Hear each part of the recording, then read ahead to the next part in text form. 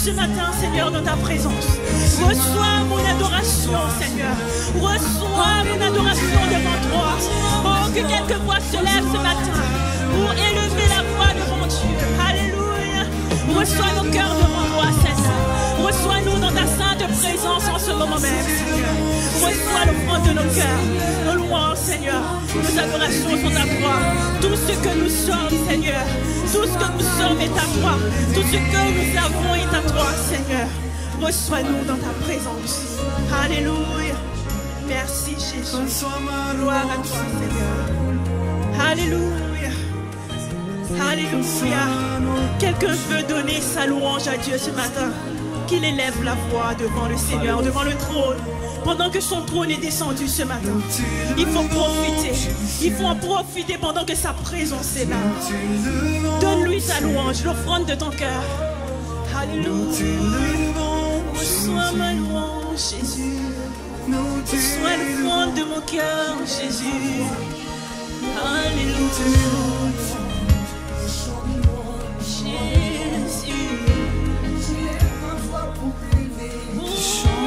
Jésus, reçois-nous dans ta présence, Jésus.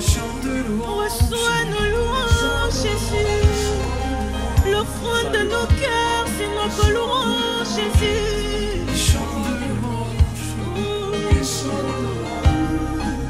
Nous t'adorons, Jésus. Nous élevons ton nom. Alléluia. Alléluia. Seigneur, tu es digne de recevoir toute la gloire. Tu es digne de recevoir toute la louange, Seigneur. Tu es digne de recevoir toute notre adoration. Est-ce que quelqu'un veut se joindre à moi ce matin pour déclarer que Dieu est tout puissant? Amen. Amen. Dans toutes circonstances, Dieu est tout puissant. Même Amen. Quand nous pensons que c'est mort, Dieu révèle sa toute puissance par ses actions. Amen. Alléluia. On va déclarer ce matin que Dieu est puissant. Amen. Amen. Alléluia. Merci Seigneur parce que nous savons que tu es là et tu manifestes Seigneur ta présence Seigneur mon Dieu au milieu de nous. Tu te manifestes au milieu de nous Seigneur. Amen.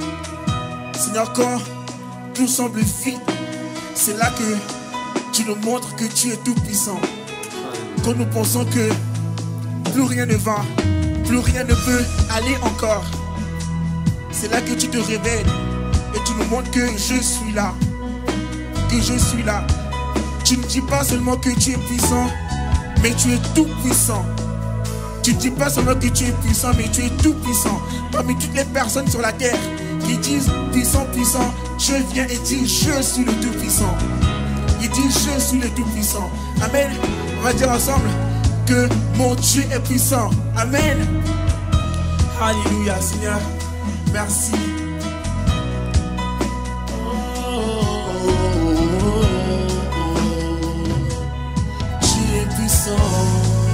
Mon Dieu est puissant. Mon Dieu est puissant. Et tu dis il déplace les montagnes.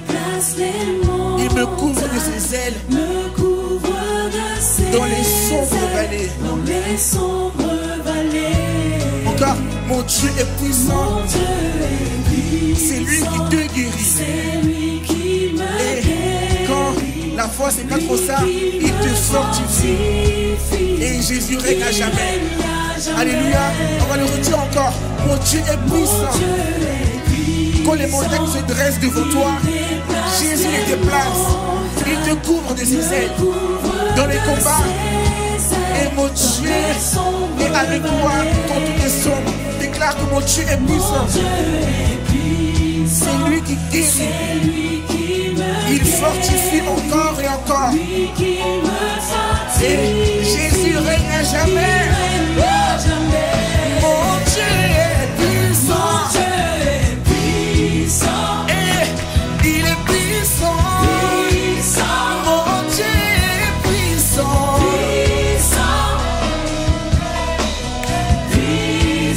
Mon Dieu est puissant. Déclare avec nous, il est puissant.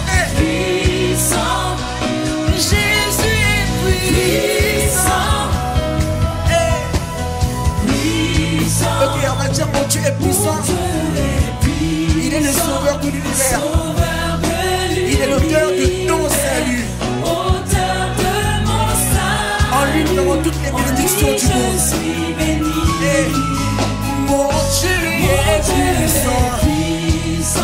pardonne toutes nos fautes.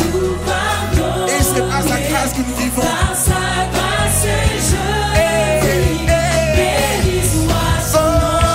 Mon Dieu est puissant. Déclare que Dieu est puissant dans ta vie. Aujourd'hui, demain, tous les jours qui restent pas. Mon Dieu est puissant. Mon Dieu est puissant. Il est puissant.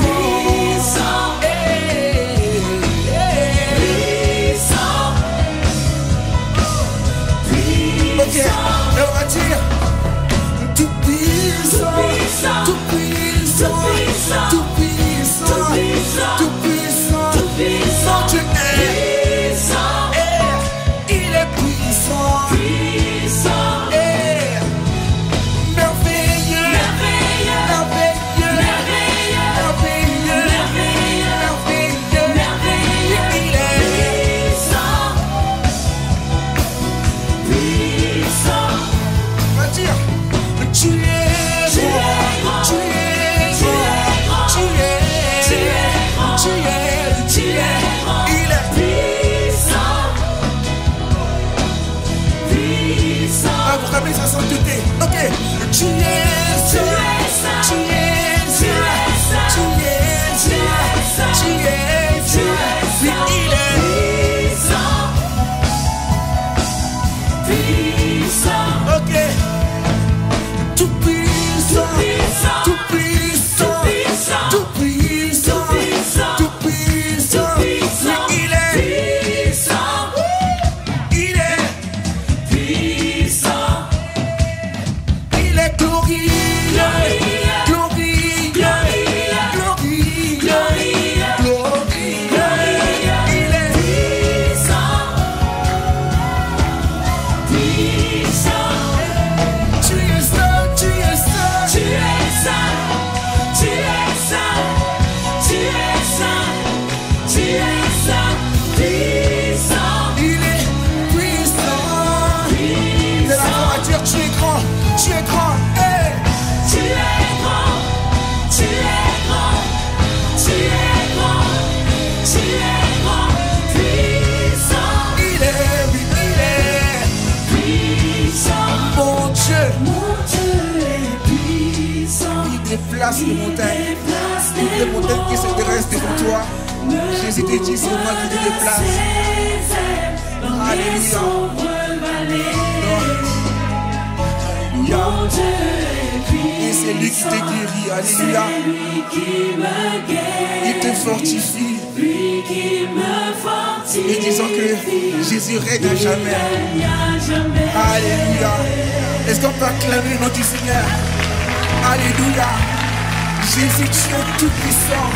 Tu n'es pas seulement puissant, mais Seigneur, nous élevons nos voix pour te dire combien tu es grand. Seigneur, pour les choses que tu as fait, que tu fais et tu feras encore. Seigneur, nous élevons nos voix pour te dire merci Seigneur. Merci Seigneur parce que tu nous révèles ta toute puissance, Seigneur, mon Dieu, dans nos vies de tous les jours. Dans nos vies de tous les jours, Seigneur. Toute la gloire te revient, Seigneur. Acclamons le Seigneur parce qu'il est grand. Il est tout puissant, Seigneur. Et qu'on peut pousser des cris de joie pour dire Seigneur, merci. Alléluia. Merci Seigneur. Tu es tout puissant. Tu es tout puissant. Alléluia.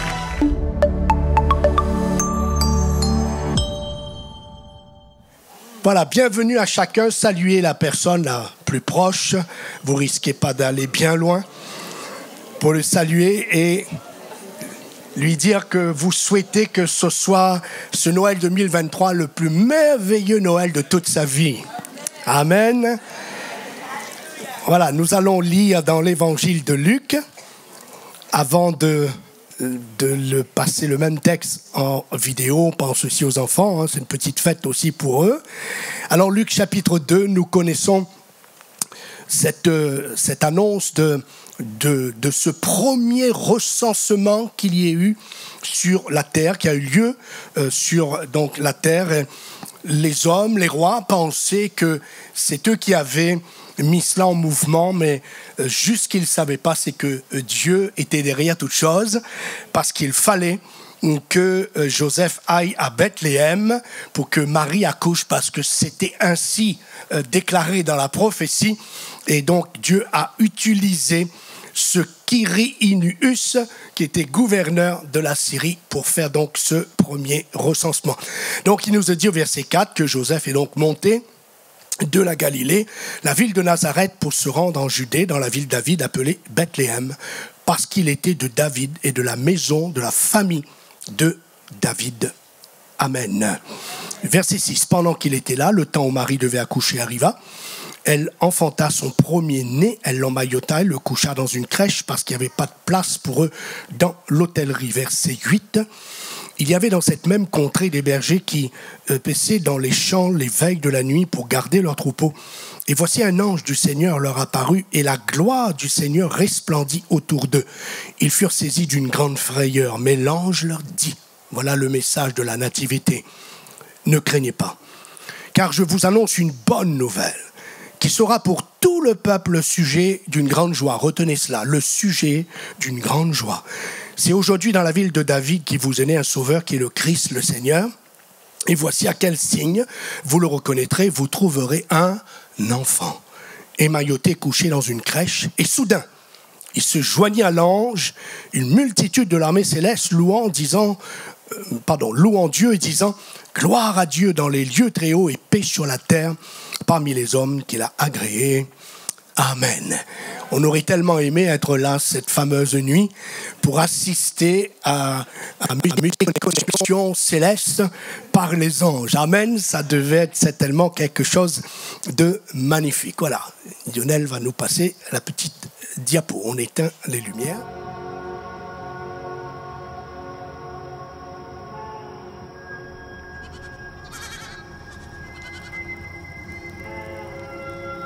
Hey, Locke.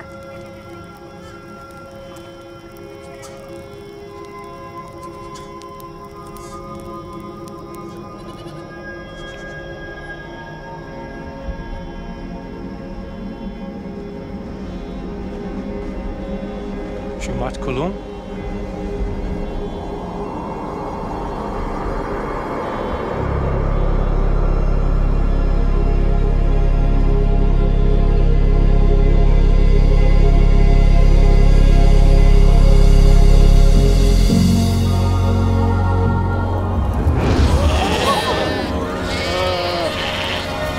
Aujourd'hui, dans la ville de David, un sauveur vous est né.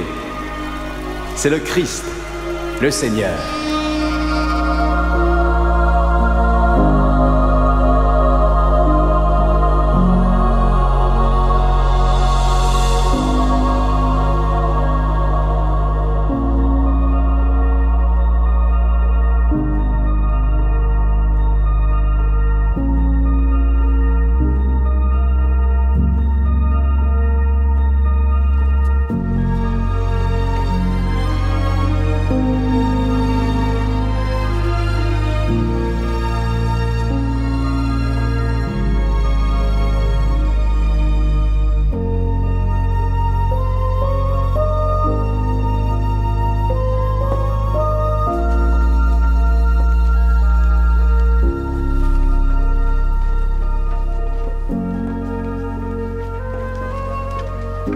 Salam Lake.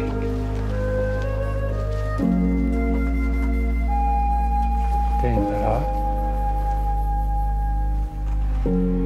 Eso. Mira eso.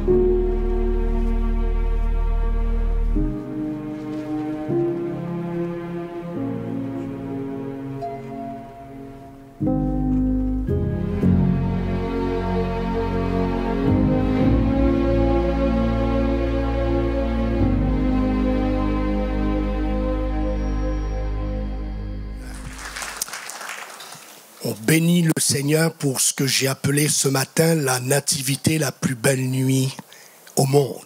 On peut remettre la lumière, nous sommes des enfants de lumière. Merci. La plus belle nuit au monde. Amen.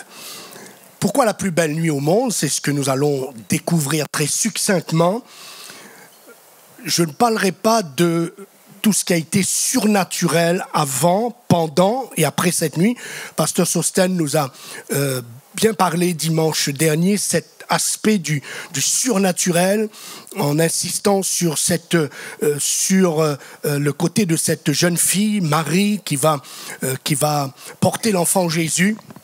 L'intervention des anges avec Élisabeth et Zacharie, l'intervention des anges avec Marie elle-même pour l'annonce qu'elle va porter l'enfant Jésus, l'action des anges au travers de Joseph pour lui dire « N'aie pas peur de prendre avec toi Marie ta femme, l'enfant qu'elle a conçu vient du Saint-Esprit ». Et puis, nous l'avons vu, l'intervention des anges avec les bergers. Donc, il y a des visions, il y a des anges, il y a les astres du ciel aussi qui se mettent en mouvement, hein, puisqu'il est dit que Dieu a créé le ciel et la terre. Il a créé le grand luminaire pour éclairer le jour, il a créé le petit pour éclairer la nuit, et il est dit aussi qu'il a créé les étoiles. Et la nativité, la plus belle nuit au monde, entre autres, parce que c'est la nuit où Dieu s'est servi d'une étoile comme GPS pour conduire les mages jusqu'à l'enfant Jésus. Nous l'avons lu ou nous l'avons entendu dans Matthieu. Après avoir entendu le roi, les mages partirent et voici l'étoile qu'ils avaient vue en Orient marcher devant eux jusqu'à ce qu'étant arrivée au-dessus du lieu où était le petit enfant, elle s'arrêta. Quand ils aperçurent l'étoile, ils furent saisis d'une très grande joie. Retenez encore, très grande joie. Ils entrèrent dans la maison et virent le petit enfant avec Marie. Sa mère se prosternèrent et l'adorèrent. La Bible donc déclare, je répète, l'étoile marchait devant eux jusqu'à ce qu'étant arrivée au-dessus du lieu où était le petit enfant, elle s'arrêta. Et certainement, les bergers n'ont pas bien écouté, les mages n'ont pas bien écouté, mais elle a dû se dire, vous êtes arrivés. Parce que c'est le GPS, hein, le GPS céleste qui va guider vers l'enfant Jésus. La nativité, la plus belle nuit au monde, parce que la nativité, c'est la nuit où débuta l'année de la grâce, la plus longue au monde, car Jésus a annoncé une année de grâce qui dure déjà depuis 2000 ans. Donc, c'est l'année la plus longue au monde. La nativité, j'attire l'attention des femmes, des filles, des enfants. C'est la nuit où le statut de la femme et de l'enfant ont été révisés et changés à jamais. Amen. Dieu a choisi une adolescente. Dieu a choisi le féminin. Jésus aurait pu venir sur la terre comme Adam. Tout fait. Mais il a choisi de faire le même parcours que chacun de nous afin de pouvoir vivre ce que nous avons vécu. Et ce jour-là, je répète, le statut de la femme aussi bien que de l'enfant ont été révisés et changés à jamais. La nativité est la plus grande démonstration de la version originale de l'humilité. Le petit enfant qui vient de naître dans le monde est le créateur du monde. C'est ce qui fait de cette nuit la plus belle nuit au monde. La nativité, c'est aussi la nuit la plus lumineuse, la plus éclairée, parce que celui qui vient de naître est la lumière du monde. Amen. Un ange du Seigneur leur apparut et la gloire du Seigneur resplendit autour d'eux. Sa naissance a illuminé la nuit. J'y reviendrai. C'est ainsi que chaque fois quelqu'un reçoit Jésus dans son cœur, sa naissance, cette personne naît de nouveau, parce qu'elle reçoit Jésus-Christ, alors la lumière entre et change complètement sa vie. Amen. Et resplendit en elle et autour d'elle, illumine désormais son monde. Amen. La lumière a de l'avantage sur les ténèbres. Les ténèbres s'installent là où il n'y a pas de lumière. Mais quand la lumière vient, les ténèbres se retirent. Vous voulez une preuve? Allons-y. Éteignez toutes les lumières. C'est bon? Rallumez. Voyez? Les ténèbres sont venues parce que la lumière est partie. Et quand la lumière vient, les ténèbres ne peuvent rester. Amen. Jésus est la lumière du monde Là où brille Jésus, les ténèbres sont obligatoirement vaincues. Amen. Que Dieu soit béni. Vous pouvez... Et si ce matin vous avez besoin de lumière, si vous avez besoin de compréhension, si vous êtes dans une saison sombre, alors laissez simplement Jésus qui est la lumière du monde. Laissez-le simplement entrer dans votre cœur, recevez-le tout simplement. Et tout ce qui est ténèbres, c'est-à-dire tout ce qui est confusion, tout ce qui est doute, tout ce qui est larmes, tout ce qui est questionnement, tout ce qui est addiction, tout ce qui est lien, disparaîtront parce que la lumière sera venue. Amen. Et ça ne demande aucun effort. Nous l'avons vu. Quand la lumière vient, je répète, les ténèbres n'ont même pas à discuter. Les ténèbres ne se posent même pas des questions.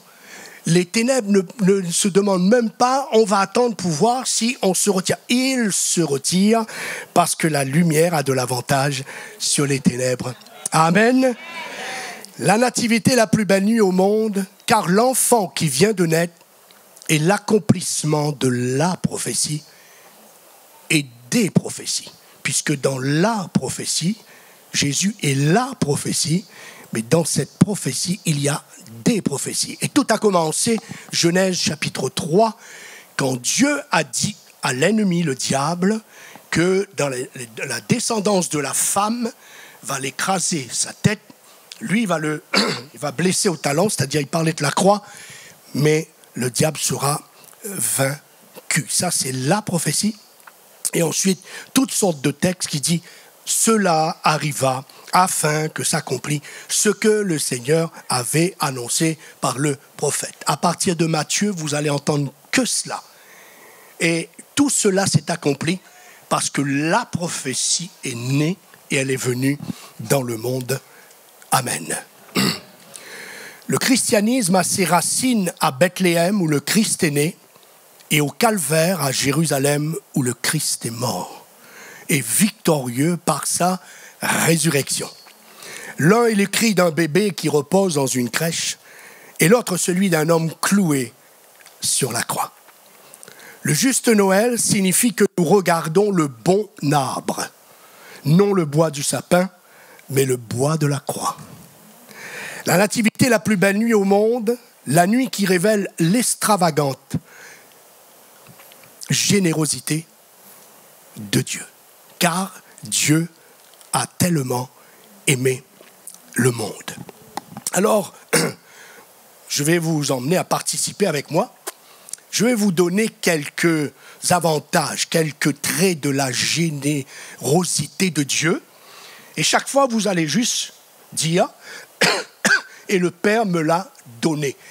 C'est une façon pour s'identifier à ce que nous déclarons.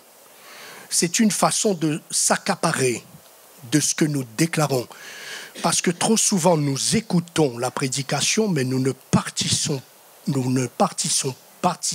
pas à la prédication. C'est la même voix, rassurez-vous.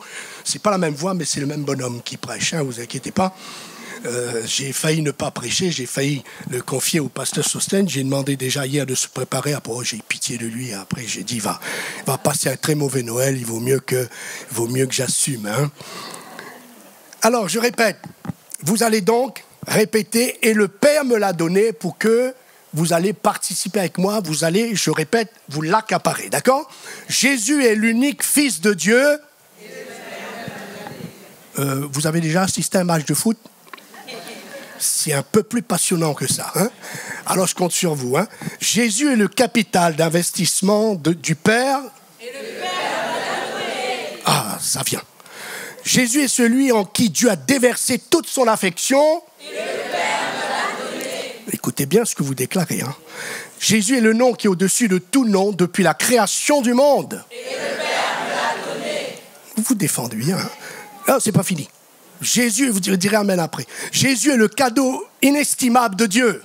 Et le Père l'a donné. Jésus est le tsunami de l'amour du Père. Et le Père l'a donné. Allez, une dernière fois. La nativité, la nuit qui révèle l'extravagante générosité de Dieu. Et le Père l'a donné. Amen. On peut acclamer le Seigneur.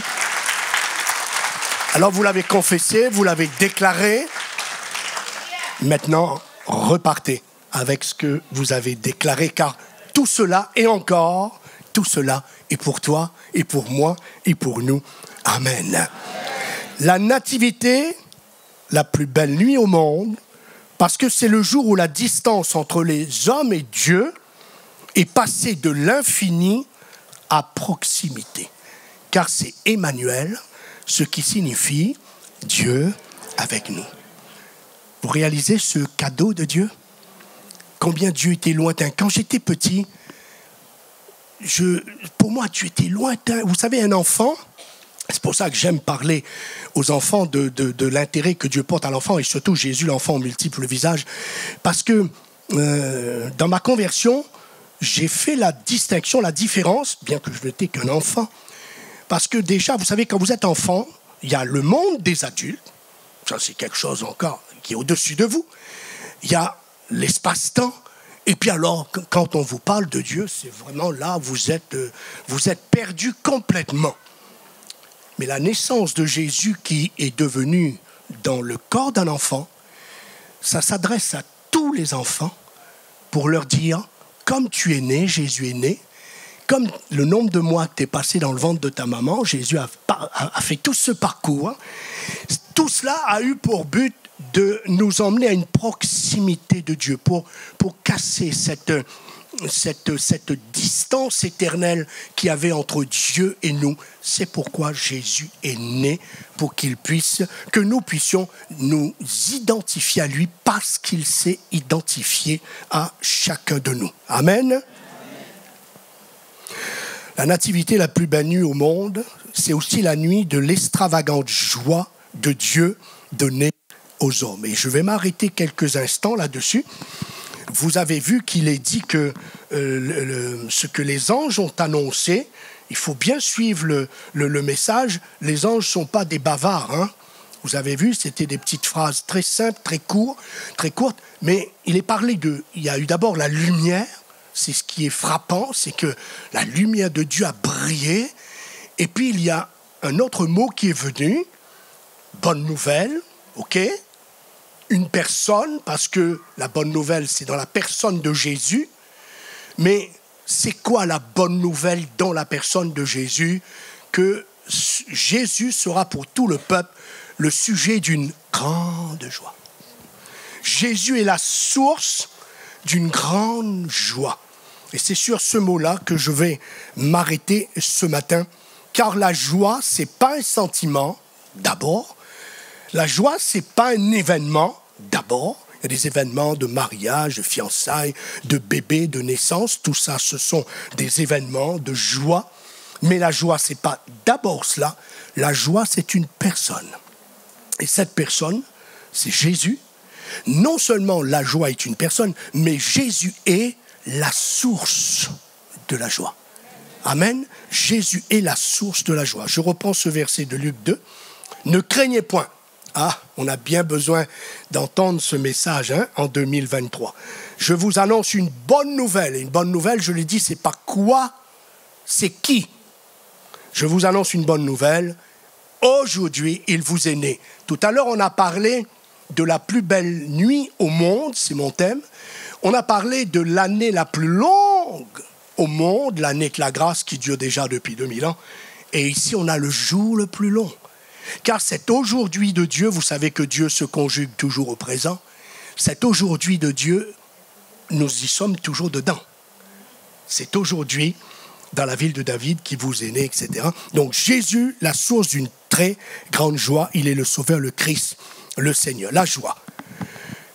Il y a 50 ans, un demi-siècle exactement, décembre 1973, où je fêtais mes 17 ans, que j'allais aussi vivre mon premier Noël, loin de toute ma famille. J'étais arrivé en France 1 mois et demi environ avant, et ça faisait drôle pour un garçon de 17 ans de vivre son premier Noël.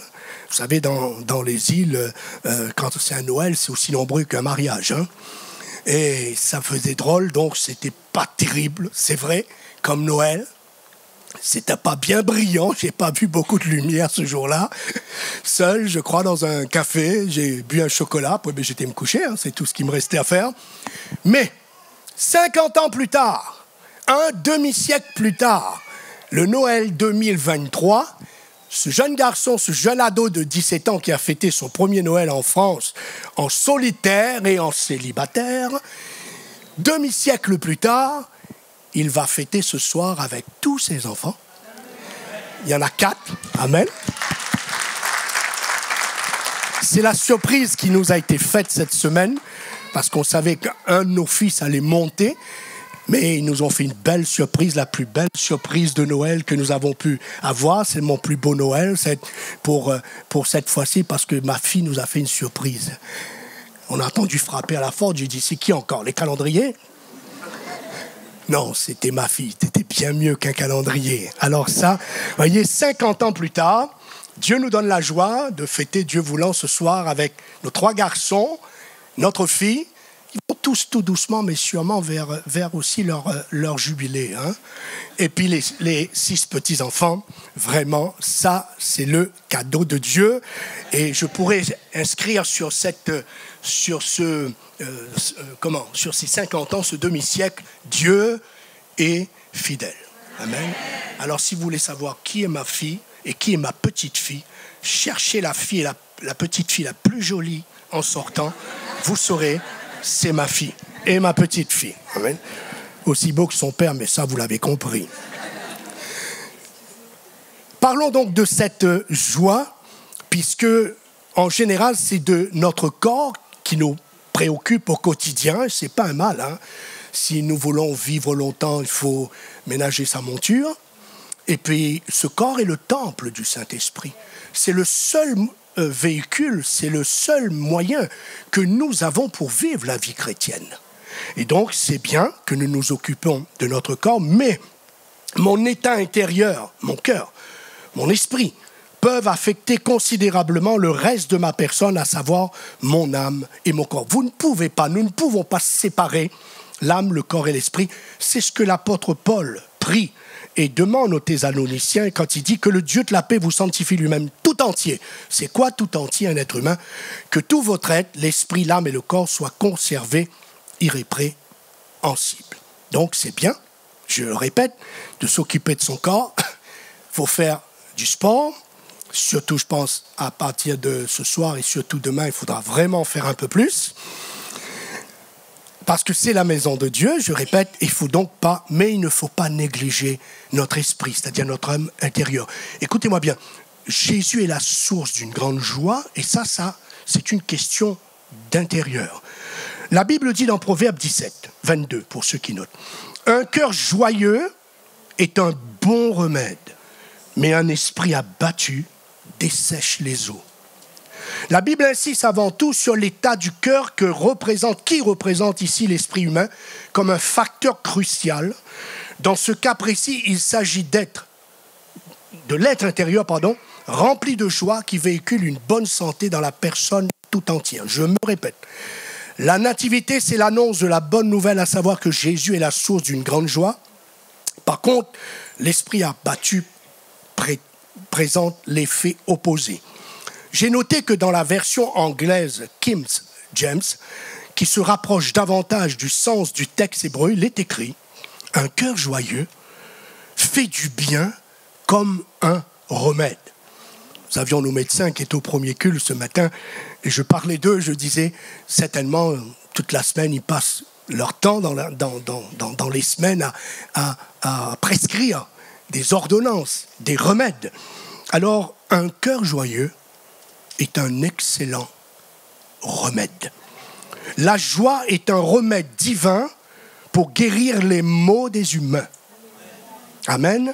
Et c'est cela la nativité. Mais tout doucement, on va y aller pour que vous puissiez faire de cette soirée le plus beau Noël de toute votre vie.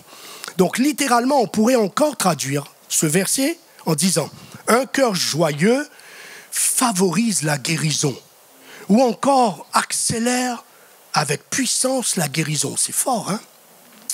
Mais quand vous analysez tout cela, la science, les médecins sont évidemment à 100%, ils ont compris tout cela, ce que la Bible enseigne depuis déjà longtemps, et vous allez me suivre, vous allez comprendre pourquoi c'est curieux que l'unique message de Noël a été de préciser que Jésus est la source d'une grande joie, que ce Sauveur qui vient de naître est la source d'une grande... Vous voyez, c'est profond ce que Dieu dit. Nous voyons ce verset, mais pourquoi joie? Pourquoi il y a tellement d'autres choses que Dieu aurait pu nous dire? Mais on va aller un petit peu plus loin pour mieux comprendre, puisque dans cette traduction hébraïque, c'est « un cœur joyeux favorise la guérison » ou « accélère avec puissance la guérison ». La racine du mot même hébraïque parle de la guérison d'une blessure et même la disparition d'une cicatrice. Waouh! La disparition d'une cicatrice. Maintenant, j'en viens où là? J'en viens au premier message, première prédication de Jésus, dans Luc chapitre 4, verset 18, dans la synagogue. C'est sa première prédication. Suivez-moi bien. L'ange dit, il va être la source, le sujet d'une très grande joie. Quel est le premier message de Jésus? Il dit, l'Esprit du Seigneur est sur moi et il m'a envoyé pour... Et il va citer 4 pour. 4 pourquoi Dieu l'a envoyé sur la terre. Et savez-vous par quoi il commence? Bien sûr, il dit que Dieu l'a envoyé pour annoncer une bonne nouvelle. C'est exactement ce que les anges ont dit, d'accord? Voici la bonne nouvelle. Et puis, Jésus va, comment on dit ça? Définir qu'est-ce que cette bonne nouvelle. Il commence, il dit, il m'a envoyé pour guérir ceux qui ont le cœur brisé. Bien. On a dit que la joie est un remède pour la guérison intérieure du cœur. Et ici, Jésus dit, la première chose qu'il dit, qu'il ne parle pas de guérison physique, il n'aborde même pas le salut tout de suite, il parle d'abord d'être guéri intérieurement, d'être guéri dans notre cœur. Et comme nous l'avons dit, guérison d'une blessure et même la disparition d'une cicatrice. Waouh! Ça, c'est profond. Comprenez, vous allez voir Noël différemment maintenant. Vous allez voir la nativité sous un autre angle maintenant. Parce que ce cadeau de Dieu est venu pour vaincre, pour remporter la lumière, remporter sur les ténèbres, et la joie qui vient pour guérir ce cœur blessé, ce cœur meurtri, ce cœur qui a été froissé. Et je l'ai déjà parlé de ce verset, et je l'ai dit chaque fois que je parle de la guérison intérieure et qu'on a un moment de prière pour la guérison intérieure. Évidemment, c'est mon premier texte clé que je vais méditer. Et je parle de l'enfant qui vit en nous, car ce que vous êtes là. Françoise Dolto disait qu'un enfant, qu'est-ce qu'un adulte? C'est un enfant gonflé d'âge. Ce que vous êtes là, vous avez 15 ans, vous avez 20 ans, vous avez 30, 40, 50, 60 et plus. Et c'est l'enfant qui vit en vous, qui est dans ce corps d'adulte qui a grandi, qui a gonflé, qui a pris de l'âge. Alors Jésus dit qu'il vient pour guérir l'intérieur, le cœur. Il vient pour guérir les cœurs brisés. Et les 4 poids, il dit proclamer aux captifs la délivrance. Et on sait bien que tous les prisonniers ne sont pas sortis de leur captivité. Il parlait donc bien d'une captivité intérieure. Puis il parle des recouvrements des aveugles, recouvrement de la vue des aveugles. Nous savons bien que même du temps de Jésus et jusqu'à maintenant, l'Évangile n'a jamais guéri tous les aveugles. Donc il parlait bien à nouveau d'une cécité intérieure, d'un ténèbre ou des ténèbres intérieures. Et puis il parle de renvoyer libres les opprimés. Et nous savons quelqu'un d'opprimé, ça parle de dépression, de pression intérieure. Donc vous voyez, tout se résume, ou on va dire le beginning, le commencement, le berechi en hébreu, c'est quand même le cœur. Et ce cœur-là, ce qui peut le guérir, le remède, c'est la joie. Alors il faut aller chercher ce médicament, excusez-moi pour l'image, qui s'appelle Jésus, parce que lui, Jésus, il est la source de la joie. Et c'est ça, Noël. Amen, amen. On peut acclamer le Seigneur. C'est ça, la plus belle nuit au monde, la nativité, source de grande joie. Le remède qui apporte une telle guérison est un cœur rempli de la joie du Seigneur. La joie est vitale pour notre santé spirituelle. Quelqu'un a dit, la joie est en fait une pièce à conviction. J'aime beaucoup ce terme. Une pièce à conviction importante de la preuve biblique qui montre qu'une personne est véritablement tournée vers Jésus-Christ pour son salut. Amen. C'est une pièce à conviction. Montrez-moi votre joie, pas simplement votre sourire. J'ai dit votre joie. Et je vous dirai quelle est la source. Si c'est Jésus, en est la source. Amen. La nativité, la plus belle nuit au monde, parce que Jésus est une grande source de joie. Vous allez au moins retenir le titre. L'angoisse pèse sur nous de tout son poids. Ceci n'est pas de la psychologie populaire, mais la parole de Dieu, puisqu'il est écrit dans Proverbe 11, 25. Un cœur soucieux déprime un homme, la femme comprise. Hein?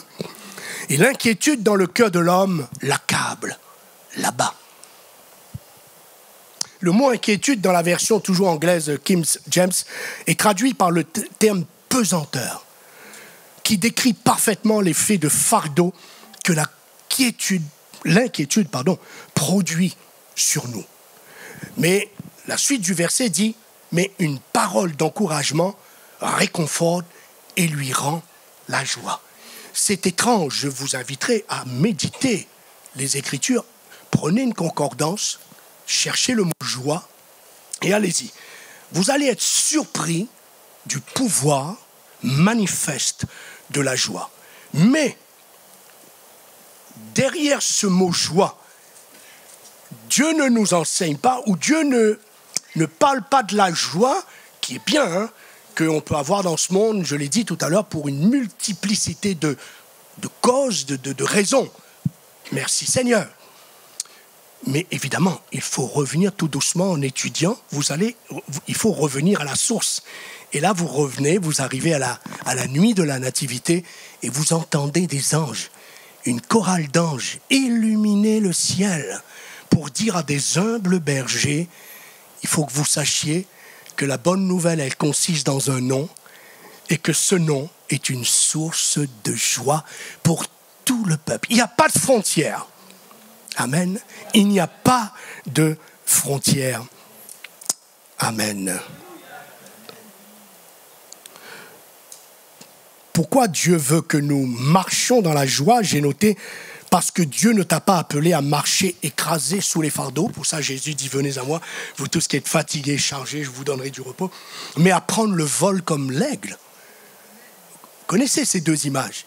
Il y a l'image du fardeau qui écrase et dont Jésus invite, mais puisqu'il est la joie, la lumière va chasser les ténèbres, la joie, la source de la joie, Jésus, va remplir mon cœur et je vais prendre le vol comme l'aigle. Je ne serai plus écrasé, mais je vais pouvoir m'envoler. Amen. Dis à quelqu'un à côté de vous, là, il est temps de t'envoler maintenant. Il ne faut pas que ce soit les parents qui disent ça à leur enfant à côté, hein. Néhémie chapitre 8, verset 10, il dit « Ne vous affligez pas, car la joie qui vient de l'Éternel, une qualité de joie supérieure à toute autre joie, sera votre force ou vous donnera la force. » J'ai jamais vu mon épouse avec un visage aussi rayonnant, aussi jeune, comme une jeune fille, depuis qu'elle a su que sa fille était là. Hein? Ça, c'est la joie. Hein? Moi, j'étais content parce que ça l'a rajeuni. Hein? On va un peu plus loin. On va parler du pardon. Ah. La nativité est la plus belle nuit au monde parce que Jésus est une grande source de joie au travers du pardon. L'apôtre Paul va parler d'un homme qui, dans l'assemblée de Corinthe, avait péché. Paul va dire, vous devrez bien plutôt lui pardonner, le consoler, de peur qu'il soit accablé par une tristesse excessive et de désespoir. En fait, il est en train d'enseigner que la joie vient du pardon. Suivons bien. Jésus est venu pour nous pardonner.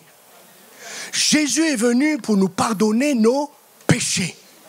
Et quand nous sommes pardonnés, le psalmiste dit, j'ai péché, j'ai confessé à Dieu, il m'a pardonné Et le psalmiste dit, j'ai une grande joie, je suis heureux et je vais le proclamer au monde combien Dieu a rempli je paraphrase, combien Dieu a rempli mon cœur de joie. Comprenez donc que le pardon, Jésus est venu pour pardonner, et quand on est pardonné, il y a une joie comme, comment il s'appelle, Zachée, qui reçut le Seigneur avec une grande joie, comme le geôlier qui, la Bible dit qu'avec toute sa famille, a eu une grande joie de ce qu'ils ont cru en Dieu. La joie, elle est reliée au pardon. Et quand tu es pardonné par le Seigneur, il y a une joie qui vient habiter ton cœur. Amen. Alors, je dis ça sous deux aspects. J'ai noté, ne laissons personne terminer l'année 2023 sans lui accorder notre pardon, afin qu'elle retrouve la source de la joie, la nativité qui est Jésus. Écoutez bien, le pardon est une source de joie pour celui qui est pardonné comme pour celui qui pardonne. Seulement, j'aimerais rajouter que le pardon est un choix et n'a jamais été une capacité en soi. Souvent, le pardon, le message du pardon, ça froisse, ça irrite certains, ils cherchent leur jupe, leur robe, leur pantalon, mais parce qu'on vous a juste oublié de vous dire que le pardon est une question de choix. Je choisis de pardonner. J'ai jamais dit que j'étais capable. J'ai jamais dit que je vais pouvoir le faire. J'ai jamais dit qu'à partir de ce moment-là, ça va être le grand amour avec cette personne. C'est un choix. C'est un choix. Et quand tu pardonnes quelqu'un, tu sais ce qui se passe? Tu le libères. Parce que le mot pardonner en grec veut dire libérer. Libérer. Et le pardon, ça va toujours te coûter. Parce que pardonner, c'est une part à donner. Il y a une partie de moi qui va être donnée. C'est ça, pardonner. Il y a quelque chose qui doit... Je suis obligé de l'apporter. Mais quand je dis à quelqu'un, je te pardonne, ça veut dire, je te libère. Quand Jésus a dit à cette femme pécheresse, femme, tes péchés te sont pardonnés, va et ne pêche plus. Croyez qu'elle ne savait pas qu'il ne fallait plus qu'elle pêche. Ce n'était pas une petite exhortation, ce n'était pas un humble, pieux conseil, mais parce que quand Jésus pardonne, il libère.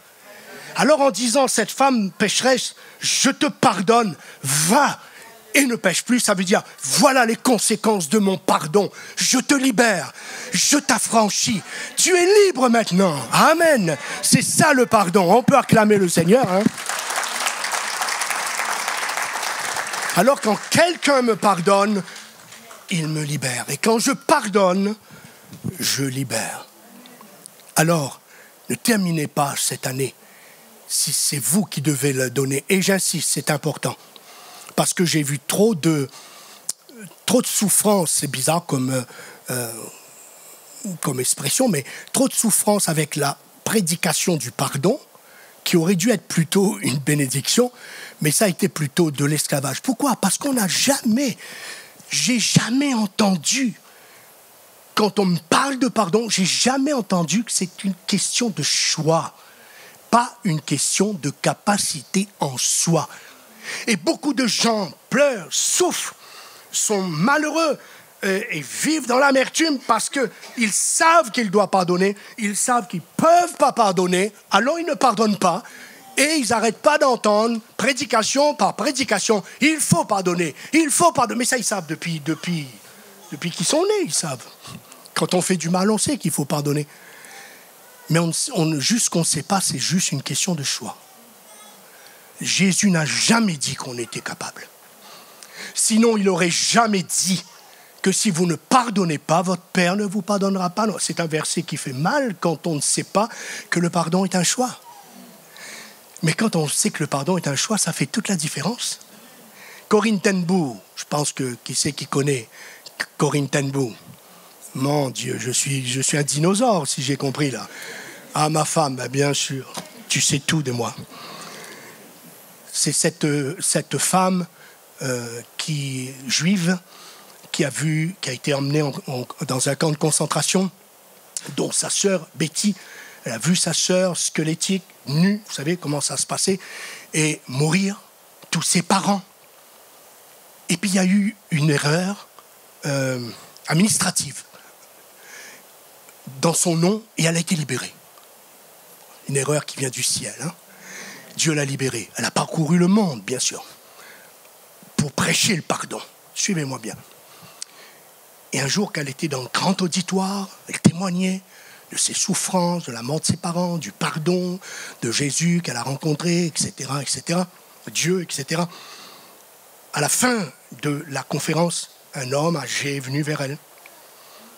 Elle, Corinne, était trop jeune pour s'en rappeler. Mais lui s'est rappelé d'elle. Et elle a dit bonjour. Il lui a tendu la main. Et il lui a dit, je suis un nom, un tel. C'était un des gardes de ce camp de concentration qui avait emmené sa sœur à la mort. Et il a dit, j'ai rencontré Jésus. Il m'a pardonné. Est-ce que vous me pardonnez? Waouh, c'est chaud. Moi, je ne sais pas trop si ma main aurait gratté ce jour-là, mais c'était chaud. Et sa main était tendue. Corinne ten Boom raconte que, imaginez, revoir le visage de cet homme quand il a dit que certainement les souvenirs sont revenus. Imaginez tout le tsunami de colère, de haine, qui a dû passer dans son cœur, dans son âme. Mais elle explique ceci. Au moment où elle a tendu la main, au moment où elle a donné la main, elle a dit, il s'est passé quelque chose. J'ai senti comme des ondes, comme une rivière qui traversait mon corps, qui traversait mon bras, qui venait jusqu'à l'extrémité des doigts de ma main et qui allait vers la main de cet homme.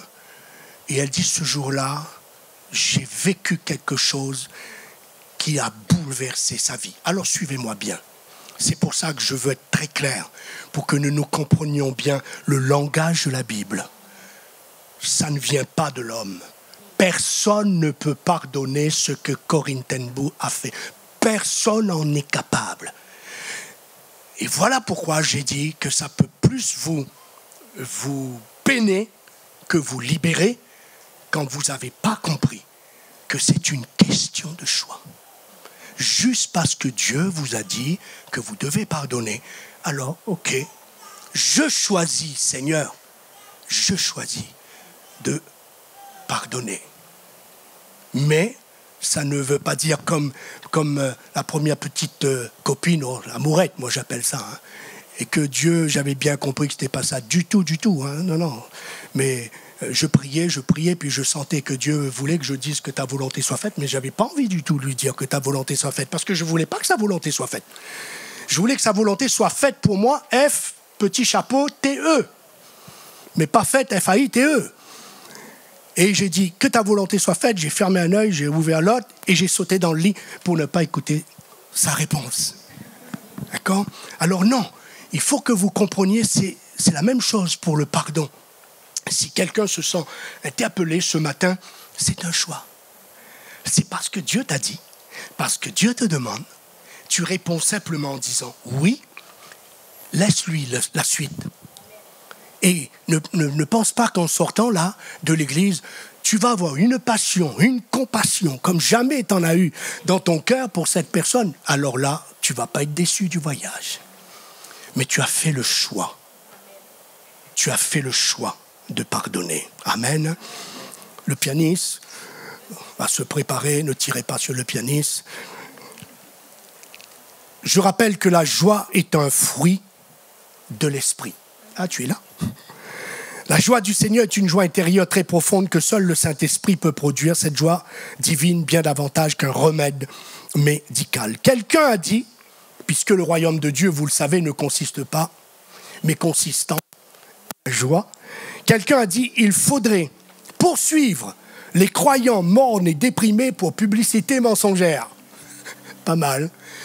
Parce que nous devrions refléter ce royaume que nous prétendons en faire partie et qui ne consiste pas dans le manger et le boire, mais dans la joie que procure le Saint-Esprit. C'est cela la vraie nativité, c'est ce qui a fait de cette nuit la plus belle nuit au monde. Alors la question pour conclure ce matin, En ce jour de Noël,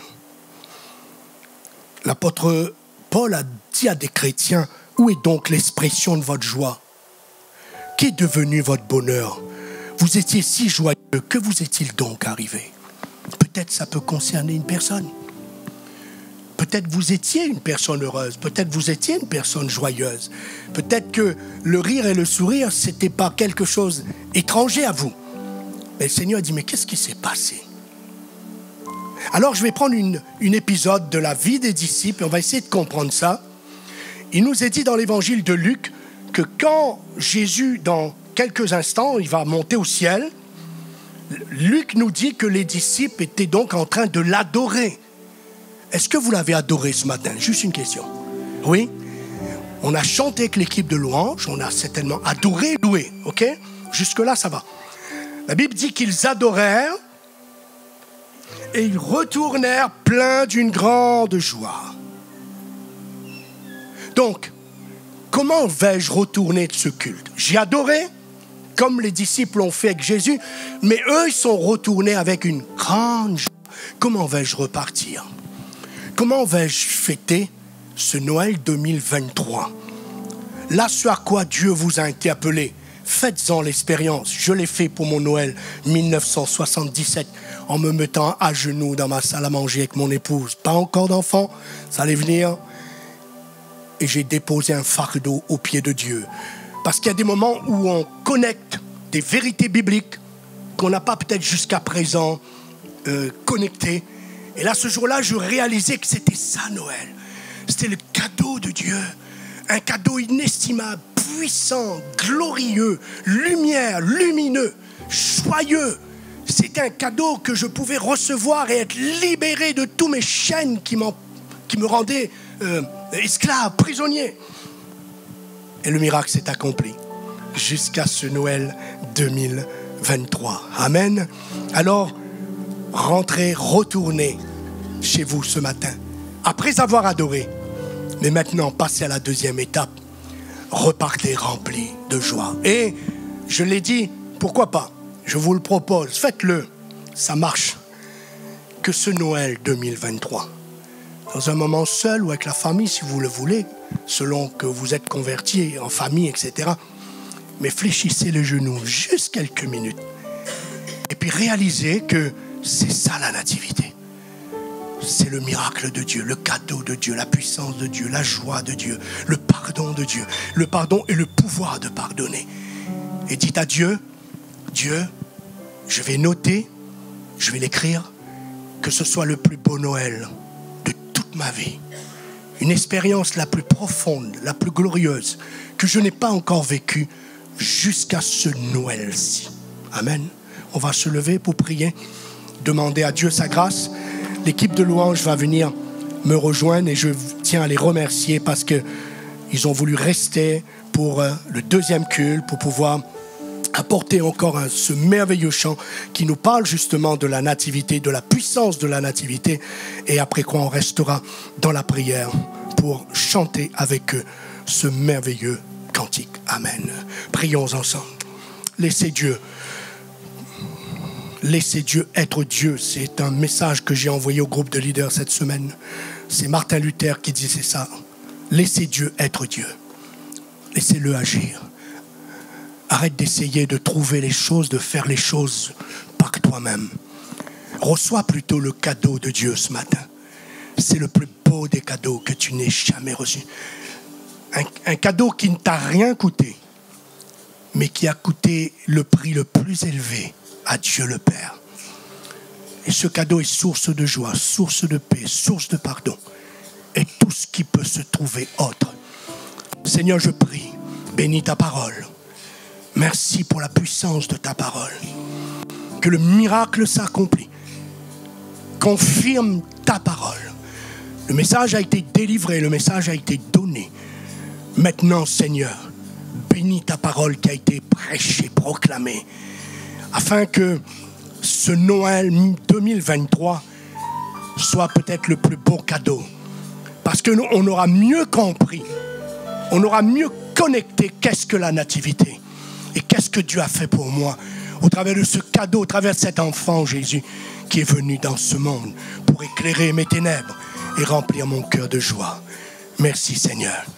Et donne à ton Église, donne à chacun de repartir à la maison, rempli de cette joie divine, afin que les ténèbres reculent et que la lumière apparaisse. Merci Seigneur. Nous restons dans cette attitude de louange au travers de ce chant.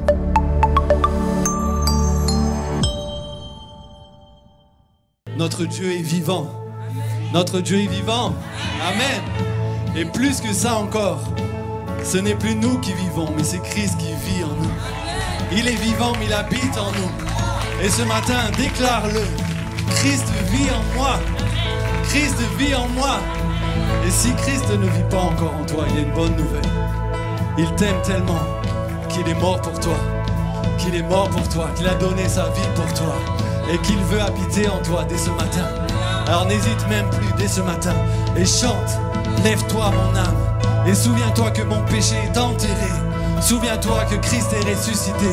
Et ce n'est plus toi qui vis, mais Christ qui vit en toi. Alléluia. Chantons-le ensemble. Lève-toi mon âme. Lève-toi mon âme. Et souviens-toi. Tout mon péché, il l'a enterré. Lève-toi mon âme. Lève-toi mon âme. Et souviens-toi. Et souviens-toi. Tout mon péché, il l'a enterré. Ce n'est plus moi qui vis, c'est Christ qui vit en moi. J'étais mort mais je suis passé de l'ombre à la lumière. Yes! Alors tape tes mains pour acclamer ton Dieu. Nous voulons nous glorifier seulement de la croix.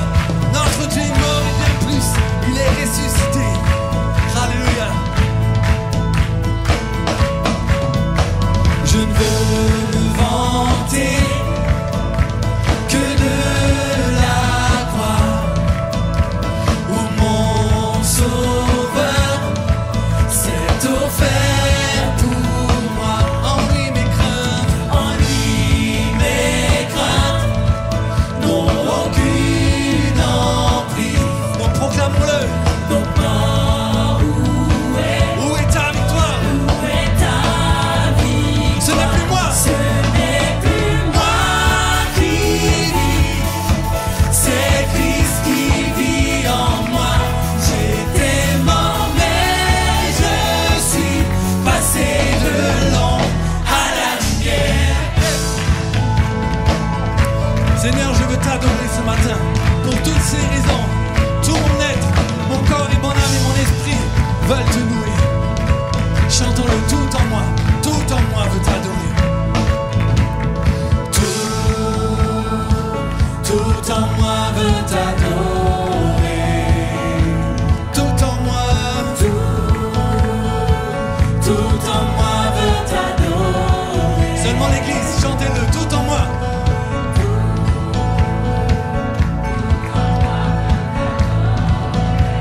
Encore plus fort, tout en moi.